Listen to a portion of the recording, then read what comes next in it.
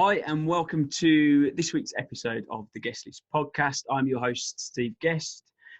If this is the first episode that you are tuning into, this podcast was born out of my first book, The Top Villa, The Life of a Recruiter. And I wanted to spend time with really interesting guests with huge value and great stories to share. And I thought, what better platform to speak to those individuals and get to share it with a growing network as well than to create the podcast. So today's guest, I'm really excited to speak to. I've followed and been involved with for a number of years now.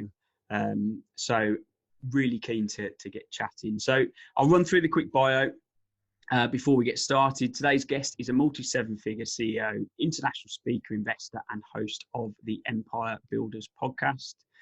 Today's guest is best known as the founder and creator of Expert Empires, home to the UK's leading business events and mastermind programs for coaches, consultants, speakers, trainers, and authors who want to start, grow, and scale their businesses. Today, in front of hundreds of thousands of people worldwide, sharing his unique and extremely effective 4 phases of business growth, having created Expert Empires for the simple reason that he loves the personal development industry. Today's guest is Nick James. Hey, Steve. Welcome along. How are you? Man. Thanks for having me on. I think we missed the most important part of the bio. Go is on. that I'm a fellow Villa fan. I know. I mean, there aren't many of us about, especially... There's a fair few compared to the other Midlands teams, surely. Maybe. But anyway, it's great to be here, mate. Thanks for having me on. Appreciate it. Do you know what I've picked up this week? I'm looking at your framed football shirts behind you. So I won, you know, they do the foundation auctions. Yeah. I got Jacob Ramsey's 41 shirt. 41's my lucky number. Oh, perfect. And I've just had that framed and put above my desk in the office. Nice. The only downside was it was his match issued shirt for the Villa Spurs game. And we won't talk about the score there, but I was going to say, if I remember rightly, that didn't go so well, did it? I don't think either game against Spurs went particularly well, did it, last year? Yeah. Even though the potential start was good. So welcome onto the podcast. Yeah, thanks. Thanks for having me on. Let's do it. So the podcast is really centered around high performance, empowerment, motivation, getting people to either think for themselves about reaching higher levels, attaining and achieving more, or at least setting them on a path to motivate teams and people around them to be better and do better. I don't think there's a better guest that I've spoken to on this podcast that has surrounded themselves with such huge figures, such huge people. I mean, if you just to name a few that you've surrounded yourself with. Well, yeah, I guess, first and foremost, I've been around the personal development industry, if you want to call it that, for a very long time, since the mid-90s when I went to my first Tony Robbins seminar, when I was 12 years of age, I think. Yeah. So, been around the industry for that long and, been very fortunate to learn from, work with, collaborate with some amazing people. We've got, Marie Forleo and Steven Bartlett speaking at our event in September. We've had Gary V, Grant Cardone, Lisa Nichols, some amazing people. David Goggins, graced the stage at our events. I've, like you, Steve, when you host this podcast, and of course, as you said to me before we started recording, you gain a lot from asking the questions and hearing the answers. You gain a lot personally. I'm the same. Whenever I'm putting together an event, I'm asking myself, who would I love to see speak? Who would I love to learn from, pick the brains of? And so that's kind of how I bring my guest speakers in. So, I guess we have a similar approach, a similar mindset in that respect. Yeah. And you mentioned there, obviously, it started at an early age of 12. Where did that come from? Where did the initial kind of, I suppose, spark ignite? It's not normal, is it? It's not normal for like a 12-year-old kid to be, I'm a Tony Robbins fan or whoever. No, it's not normal. And so, it was my mum. So my mum was working in a big corporate, and she was HR director, and she was operations director. I forget which role she was in at the time, but one of her staff came to her and said, like, you got to read this book. It's amazing. And I think it was Notes from a Friend by Tony Robbins. And she went, oh, brilliant. And then put it on the shelf. And he came back to her about 6 months later. He was like, you know that book? She was like, yeah, I haven't read it. He was like, well, the guy that wrote the book's coming to London. He's coming to do a seminar. We've got to go. Like, us, you, me, and a few of the key team members, we should go to this. And she's like, absolutely no chance. It sounds really expensive and a waste of time. And then actually it was about, I think, a year or so later when she was personally, not in the best place, and I've been struggling with a number of things in her personal life. And, almost as a last resort, picked up this book and started reading it. And that set her on her journey of personal development. She ended up taking her team to a Tony Robbins seminar called Unleash the Power Within, and then embarking on this whole journey. And I was fortunate enough to be invited along for the ride, if you like, So when I was, like I said, 12, 13, she was going to Hawaii for 2 weeks to a Tony Robbins seminar called Life Mastery. They used to run Life Mastery and Financial Mastery together over a 2-week period at an amazing resort called Waikoloa Village in Kona, Hawaii. And she's like, do you want to come to Kona, Hawaii for 2 weeks? I'm going, well, what's the alternative? And she went, well, you can go to school for 2 weeks in Birmingham and stay at your nan's. And I went, well, come to Hawaii, please.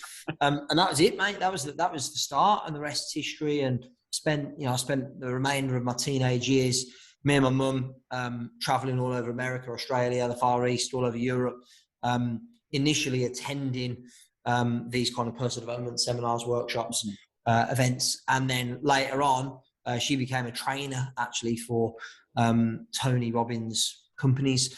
And I became a member of the team. So I'd go and work at these events. I didn't get paid. I was volunteering, but they'd pay for my flight to my accommodation, which when you're 18, 19 years of age, pretty cool to be, flown all over the world to these amazing places and be around great people. And the value you get, I mean, you don't mind not getting paid when you sat in front of people that can shape your life. Well, exactly. I mean, what I learned from just being in the environment and being around great people, but also what I didn't realize then was it was like an apprenticeship to start running. I think I can say this, and hopefully it doesn't sound too arrogant. Like, when it comes to running events, I know my stuff. I've been running my own events since 2009. Started small and then it grew over time. But ultimately I've never actually counted, but it would be weeks and weeks and weeks if you combined it all together in an environment which I still believe, I think what Tony Robbins does, I think he's the best in the world at it. And by the way, if you're listening to this, you don't know who Tony Robbins is, just Google him, and there's loads of YouTube videos and stuff about his events. But ultimately, Steve, what it meant was that I was in that environment. I was absorbing what it takes to run world-class personal development events and experiences. So when I started doing that for myself, it was second nature. And so, like, even now to this day, we have people join our team and I'll just sense something about the event isn't quite right, and I'll notice it and we'll change something. They're like, how did you know? And I go, I don't know. I don't have a checklist of all the things that should be in place for a world-class event, but I can sense it. But that's not because I'm brilliant. It's just because I've been around it enough. Like anyone that's done anything at a high level for a long time, you just pick up a gut feeling, an instinct for it. If you look at top performing, let's go there. Philippe Coutinho at the Villa, right? He doesn't think when he's playing football. Now, look, I appreciate he's probably not Messi or Ronaldo, but for Villa, he's the equivalent. Messi and Ronaldo, He's the equivalent, right? For Villa, at least. I never thought we'd see a player of that quality at Villa Park, and instinctively just knows where the other players are on the pitch, what pass he needs to make, what runs he needs to make. He didn't think about it. And that's just because he's been around world-class players and been doing it for a very long time, and he's got natural ability. So I think that was the benefit for me of spending time in that environment from probably 12 to 20, that 8-year period it was like the best apprenticeship I could have ever had. And just talk me through, so a typical, you say like with the world-class event, what does that look like for you? So people that perhaps haven't heard of the Expert Empires and what you've created, what does an event look like? What does that mean? Well, I think first and foremost, there's three things that I'm looking to create. I'm looking to create, of course, I'm going to create an environment where it provides education. Like people come to our events, they want to learn how they can start, grow, scale their business. So clearly it's got to contain, our events have to contain, you know, a high degree. There's a big focus on education. The second thing is inspiration. So I want to create an environment where, of course, the information's valuable, but also people get a feeling of inspiration when they're in the environment, just like I did for all those years when I was around Tony Robbins, and, you know, seeing people who are playing a bigger game, that are running successful businesses, that are healthy, that are fit, that have got great relationships. I want to create an environment where people feel inspired. And then thirdly, I want to create an experience when people attend our events, they feel entertained, you know, and so I want them to, you know, if you've ever been to my events, you'd know, we like to make it a bit like a bit of a party atmosphere. We've always got music banging. We have a bit of a party on one of the nights. We'll have special dinners and drinks receptions and all this kind of stuff. I always like to provide a speaker lineup that's very well-rounded. And so, you know, some of the speeches and some of the presentations are like stand-up comedy routines, and others are more deep and meaningful and emotionally charged. And so I want to create, and we try and strive to create, that kind of well-rounded balance of education, inspiration, and also entertainment at the same time. And how, I mean, obviously with pandemic and COVID, that must, it certainly affected the events and that sector. Manage that. How have you coped with that? Yeah, well, that was fun and games. So I forget the exact dates, but it was mid to end of March 2020. We were 3 days away from running not the biggest, but one of our biggest events ever. So we had over 500 people that had purchased tickets to attend an event in London. And I'm naturally a very optimistic, laid back person. So at the start of COVID, you know, media were talking about, here's what we think we know about it. I'm going, you know what, it's probably just being blown out of proportion. It's going to be fine. We'll just crack on. We'll run the event, no drama. And as the event drew closer, that was like 3-4 weeks out. And then it got to like 2 weeks out. And then it got to like a week out. And I'm going, this is actually a lot more serious than we thought. And so I had to make a call like 3 days before the event to postpone. And, you know, I got people who have paid money to come to this event. They're going, well, so now you're not delivering what we paid for. So they're pissed off. I got people over here who were going crazy before I postponed the event, saying this is irresponsible that you're still running the event. Yeah. And they were pissed off. So it was an absolute nightmare. What I learned from the experience was, first of all, the way that I think and see the world isn't the same that everyone else thinks and sees the world. Yeah. So that was very humbling for me to learn that lesson. Second thing is, any situations, you know, you can turn it around, providing you focus on service. And from a business perspective, you know, we all screw up, we all make mistakes. You got to hold your hands up, which I did. I went, hey, you know what? I got this wrong and I'm sorry, but here's what I'm going to do about it. And I focused on how can I double down and give more value. And, you know, in 99.9% of cases, people were cool about it in the end. So then, of course, you go, well, we're an events business. What do we do? And so, you know, we I think it was 72 hours notice, had to flip from running a 500+ person live event to running it online. We had no studio, no tech, no nothing. So we had to wing it and kind of we had to create a makeshift studio here in our office. But we kind of we worked it out. We pulled it off. You know, all the speakers were able to present their content and give their talks virtually. So it worked. And then, you know, really over the course of what, I guess it's, you know, it's over 2 years now, we had to do some events virtually, which actually, you know, over time, as we learned a few important lessons we got better and better at. Yeah. We also were at times, of course, there was kind of strict lockdown restrictions, but then when we continued to do stuff online, but then the restrictions were relaxed slightly, and we were able to run small number events. We couldn't put 500 people in a room, but we could put 15 or 20.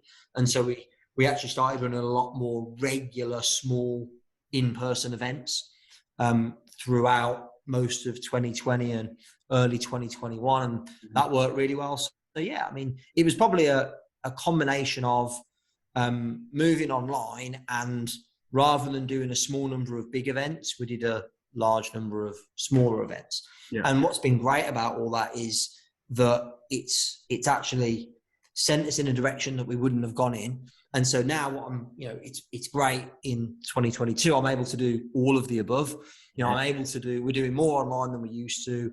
We're back to doing the big live shows, which is great. And I miss that dearly, and I love doing it now. And we're able to, deliver some of our programs to clients who are outside the UK, which we never really did before. So, all in all, of course, none of us would have chosen this, but, I think ultimately you've got to make the best of a bad situation, and you've got to play the hand that you dealt. And I think we did it fairly well. Yeah. I love that though, because obviously the very nature of what I do of a day-to-day basis in recruitment, you speak to a lot of people, clients, candidates, companies, businesses, and individuals that some used the lockdown and the pandemic, as much as it's a horrible situation to be in, they've used it to their advantage, and they've been able to diversify or change the way that they perhaps presented their business, and they've come out bigger and stronger from it. And I think sometimes, as you say, it's about working to the hand that you dealt and finding a suitable solution that enables people to still be able to either be happy or comfortable with what you deliver on. Yeah, I mean, look, let's face it, what other choice have you got? Your other choice is to just take it on the chin and go, well, I'm just going to, like, I could have, and I know people that did, I could have just shut down my business. Yeah. But, like, I didn't, but at the time we had probably 18, 20 full-time employees. We've got 25 now. Mm-hmm. So, like, those people were relying on us, on me, for their livelihood, for their well-being. I got a lot of clients that have invested a lot of money, and they were trusting that we were going to deliver on our promises. So all of those things had to be factored in. So, I didn't want to just take it on the chin and give up and fold the business or anything. And like I said, I don't think you got much choice. I think, for your industry in recruitment, I mean, no one was hiring at the start of the pandemic. I mean, it must have been it must have been completely dead. But, ultimately, and of course, now, of course, it's the other side of the coin, where there's probably never been a better time to be in recruitment, because there's so many vacancies and there's so many people recruiting. We are as well, and I can help with that, Nick. Yeah. Well, I'd love to have a conversation about it. I think, I've noticed as an employer, over the last year, the rates that recruitment agencies can afford to charge have gone up. We were recruiting probably just over a year ago, and we were paying 10 to 15%. Now it's more like 15 to 20, and that's just standard. Like, you can't get it less anywhere anyway. So I think, it swings and roundabouts, and I think there's always going to be times where in any industry you're going to be up against it. It's going to be tough. There's going to be times in any industry where it's tough and you're up against it through no fault of your own. Yeah. There's also going to be times where it's absolutely, you're flying, also through no fault of your own. Like, oftentimes it's circumstance, but equally you can't control the circumstance. You can't control whether there's a pandemic or Brexit or a war in the Ukraine or whatever it is that might be affecting your business, politics, inflation. You can't control any of this stuff, but what you can always control is what you choose to do about it. Yeah. And I think the people that I work closely with, and the people that I've met over the years that have supported me and mentored me and that have been highly successful, they all have that same attitude, that same mindset and set of beliefs in common, which is ultimately, no matter how good or bad it is, ultimately I'm responsible. Yeah. And it's a great lesson. I say chapter in my book is it's 100% your fault. Yep. Grammatically, it might not be the best worded sentence because it might not be your fault. But if you take responsibility for it and you come out with some sort of action that's going to move you forward or positive, then for me, it's the best way to deal with things. And you don't leave things up to chance then. By the way, I think it's 100% your fault is a great approach. And I think those are your words and they're great, I would say it's 100% your responsibility. Yeah. Because fault implies that there's a negative consequence. Responsibility is, well, I'm responsible for the good and I'm also responsible for the bad. I take full responsibility. And I would argue that if anything that's happened in your life, this is not easy to hear, by the way, and some people are going to hate me for this. Anything that you've created in your life, you can map, you can find in some way, shape or form that you were responsible. Let's say one of my team makes a massive mistake, and it really, pisses off a client or something. Mm-hmm. Well, I hired that member of staff. Even if I didn't directly hire that member of staff, which often I don't now, I hired the person who hired the person. Yep. And, that person reports to me. So ultimately their performance is my responsibility. And if I'd have chosen somebody else for the role, maybe that wouldn't have happened. So I made the choice. I made the decision. Therefore, I'm responsible. So, and like you say, I know that's not popular and might not feel good to some people listening to this. And I can't prove that it's true scientifically, but what I can say from a lot of experience is when you operate from that belief and you act as if it is true, life tends to become easier and you tend to get more of what you want and less of what you don't. Yeah, I agree with that. You touched on it a little bit earlier in terms of surrounding yourself by people that motivate and enable you to make perhaps better decisions or can direct you in a certain way. Who would you say has perhaps had the biggest influence on you, or who do you hold close that perhaps are your go-to people? Yeah, it's interesting. Loads, too many to list. Mm-hmm. And it's funny because at different stages of my life and career, I've gone to different people for different things. So obviously, as I've already shared the story, I'd have to say my mum's been a massive influence, of course. But what's interesting is I don't go to her for advice very often. Mm-hmm. If I do, it must be bloody serious. Okay. As in, most of the time, I can get advice for simple surface level problems. And I've got, I'm blessed. I've got a great team around me. So most of the things we can resolve internally. I've got a coach who's amazing, who I work with, have been working with for a few years now. I'm part of a couple of masterminds where I can bounce ideas off people.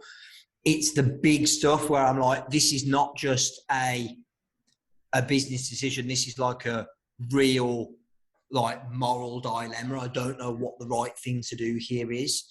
That's the sort of stuff I go to my mum for. And to be fair, her husband as well, Tony, they've been amazing over the years with me. And, I was probably 19, 20 when they got together. So before I even started my first business.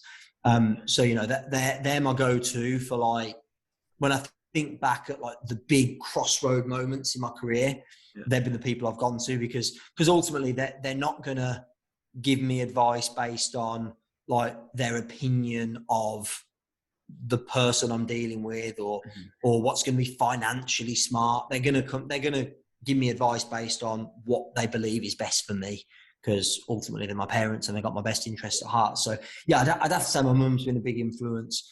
A couple of other people I'll mention. One guy called Andy Harrington, who gave me my first big chance, big opportunity as a speaker.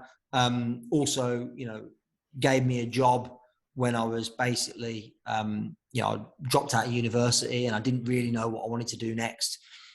So he gave me an opportunity and mentored me for about 18 months, 2 years, up close, developed me into a speaker, helped me learn I didn't know anything about sales or marketing or business.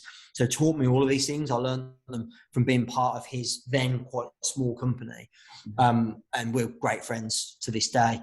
I'll often bounce things off him and ask him for advice. And then I mentioned, my coach currently, a guy called Jeff Mask, who's over in the States. So, Jeff was a key part of a company that grew from $0 to $100 million in 10 years. And so he now coaches founders, CEOs. His approach to business, to life in general, to what it takes to be a great, I think almost all, if not all of his clients are male. He doesn't market for that. It's just the way it's turned out. And, what it takes to be a great dad, great husband, great leader, great CEO, the whole thing. I've got massive respect for him, and I certainly wouldn't be the person I am today without him on my side. Yeah. And as a business, I mean, you're not just there running events, are you? Far from it. You're doing so many other things. Talk me through all the other elements, or some of the other elements that you get involved with. Yeah, I mean, I suppose we are an events company, and that's what people see. So we run a couple of big events a year called Expert Empires. We've got our own training venue here just on the outskirts of Birmingham. So we run we run a couple of, I think I calculated last year was between 150 and 200 days of training last year. Okay. So obviously I don't present all of those. Yeah. So I've got other speakers, trainers within the organisation. So that's the bread and butter, the core business, and we've got a few other programs. We've got a mastermind that we run. We've got a 12-month sales training program that we run. So we've got a few other things like that aren't one-off events. So that's the key business activity, if you like. But my role is becoming less and less running events and more running a company. Defining strategy, leading the vision, leading the leaders so they can be better managers and lead their teams more effectively. Formulating joint ventures, partnerships, collaborations with other people in the industry. So that's the kind of work that I do more of now and love most. And aside from that, I've got a few other things like property investments and other things that I like to do outside of the core business. I'm always, typical entrepreneur. I'm always a sucker for a new opportunity. And so the biggest battle most of the time is to keep, we create our strategic plan for the year, our strategic plan for the quarter. The biggest battle is then sticking to that and not getting distracted. I have a few things outside of the core business that keep me interested. Yeah. And I suppose in terms of the plan moving forward, have you got things in line? Have you got things you can talk about? You mentioned an event coming up in September? Yeah. I mean, we've got, the next, I'd say we've got the next 6 months mapped out very specifically. We know exactly what we're doing at a detailed level. And we've got the next 2.5 years mapped out in terms of where we want to take the business and, where we want to grow it to in that time. Albeit, I've been doing this long enough now that I know how we're doing it now won't be how we're doing it in 2 years. So I'm not even going to attempt to work out how exactly are we going to hit that revenue number or that number of team members or that number of clients or reaching that many people through our events. I haven't got specific on that. But we've got a fairly clearly defined vision, a very clearly defined vision for the next couple of years up to the end of 2024. And then beyond that, I've got some personal ambitions and things that I'd like to do outside of this business. And also, there's I'm sure going to be the next version of that vision that will take us up to, the end of this decade, 2030, which sounds bloody ages away, but it's 8 years. It's not that long these days, doesn't it? Yeah, it's not that long in the scheme of things. So, I have every intention of continuing to run the companies that we run here and provide the kind of the training and education and support we do here for the foreseeable future. So a question I always ask the guests we have on here, there's certain things that happen during our journeys and our growth and personal development that sometimes it's a big failure, sometimes it's just an epiphany, or it might be something that it just happens and it either sends you down a different direction or actually changes your thought process. Has there been something or a moment, perhaps other than maybe the Tony Robbins part, which obviously started you off, that redirected you or actually was a wake-up call? Yeah, loads. There's a couple that come to mind immediately. One, circa 2011, I'm going to say. I it was a few years into my journey in terms of running a business, and I'd started doing fairly well. We had a small team, and we were, weren't a 7-figure business, but multi-6-figure business, doing fairly well because I was quite good at marketing and sales. That's been my, the thing, my strength, I guess, all the way through. Yeah. What I realized through an experience I'll tell you about in a sec was that just focusing on marketing and sales was flawed. And what I had was a wake-up call where I had a group of clients, a group of customers who were, let's say, less than impressed, dissatisfied with the service that they'd received.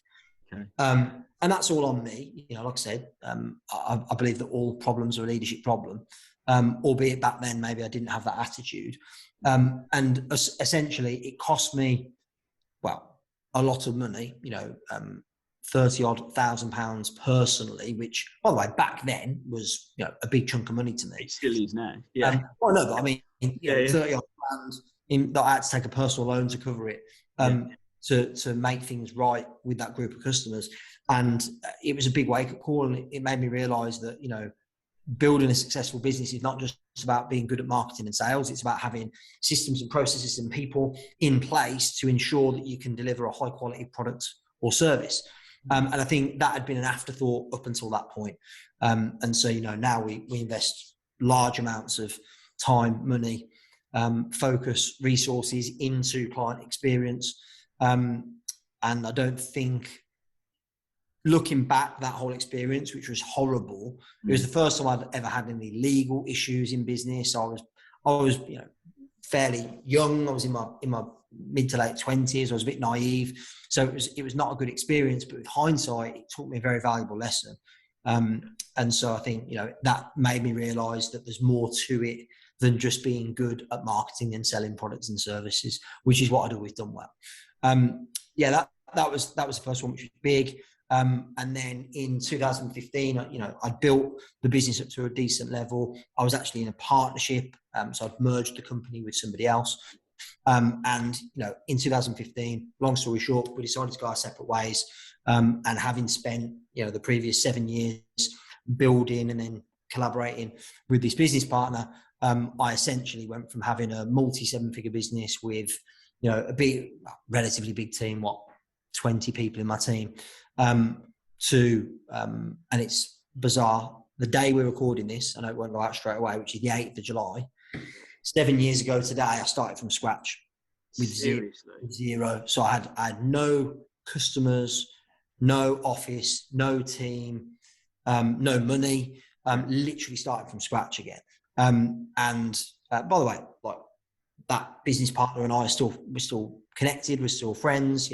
Maybe it was a little bit edgy to start with, but time's a great healer, and we still chat and connect and stuff now. In fact, I'm seeing him on Monday next week, and it was the greatest gift. It's the greatest thing that ever happened to me, because what I realized was actually I then had an opportunity to start complete clean slate from scratch, do it the way that I wanted to do it, rather than have to.